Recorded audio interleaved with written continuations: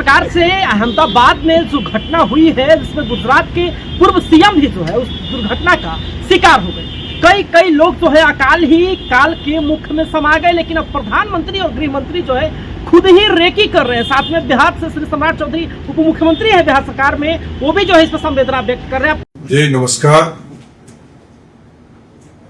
आज अहमदाबाद में विमान दुर्घटना अत्यंत ही दुर्भाग्यपूर्ण है, पीड़ा देने लायक है।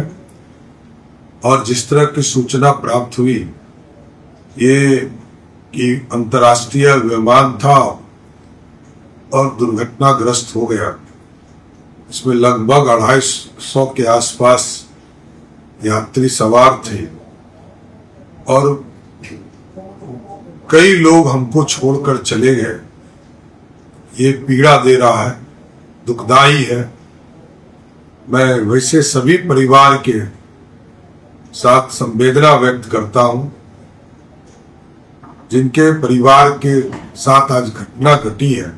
ये अत्यंत ही दुर्भाग्यपूर्ण है। बता दें कि डीएनए टेस्ट जो है पहचान हो पाएगी। दुर्घटना इतना खतरनाक था, इतना भयावह था कि लोगों का पहचान हो पाना भी बड़ा मुश्किल है। इसलिए जो है डीएनए टेस्ट के माध्यम से पहचान किया जाएगा कि कौन जो है किसके परिवार का सदस्य है। आपको बता दें कि भारत के गृह मंत्री अमित शाह जो है वहां पहुंचते हैं और इस घटना का जो है जानकारी भी लेते हैं, जायजा भी लेते हैं और कैसे पहचान होगी, कैसे सहायता होगा, इसके बारे में भी बताते हैं। क्या कुछ कहा है उन्होंने, पहले आप उनको वीडियो में सुनिए। घटना के तुरंत बाद गुजरात सरकार ने बहुत त्वरा से डिजास्टर मैनेजमेंट की सारी इकाइयों को अलर्ट करते हुए, चाहे हेल्थ डिपार्टमेंट हो, चाहे फायर ब्रिगेड हो, चाहे पुलिस विभाग हो, भारत सरकार की भी सीएपीएफ को संपर्क कर सभी ने एक साथ मिलकर राहत और बचाव का कार्य चालू किया।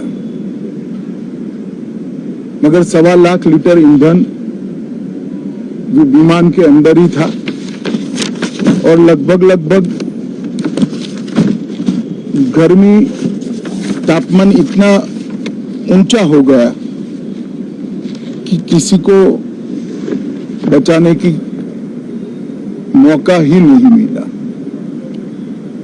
अब मैं घटना स्थान पर भी जाकर आया हूं। सारे यात्रियों के मृतदेह को बाहर निकालने का काम लगभग समाप्त हो चुका है। जितने यात्रियों के परिजन यहां पहुंच चुके हैं वो सबका डीएनए लेने की कार्यवाही भी 2-3 घंटों में समाप्त हो जाएगी। विदेश में जिनके परिजन हैं उनको सूचना देने की कार्यवाही समाप्त हो चुकी है और जैसे ही पहुंचते हैं उनके भी डीएनए सैंपल लिए जाएंगे और मृतदेहों की पहचान के लिए जितने मृतदेह मिले हैं इनके भी डीएनए सैंपल लेने की कार्यवाही समाप्त हो चुकी है। गुजरात में ही लगभग 1000 के आसपास डीएनए टेस्ट करने पड़ेंगे। ये सभी टेस्ट करने की क्षमता गुजरात में विकसित है, तो डीएनए टेस्टिंग के लिए कहीं गुजरात के बाहर जाने की जरूरत नहीं पड़ेगी।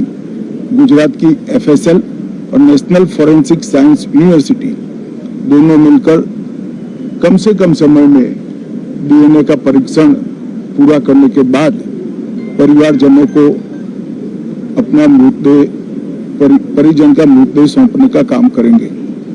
उनके रहने की सुविधा, उनकी सांत्वना की सुविधा, जिनको मेडिकल प्रॉब्लम ट्रॉमा के कारण हुए उनकी मेडिकल की सुविधा, ये सारी व्यवस्था बहुत सुचारू रूप से हो चुकी है।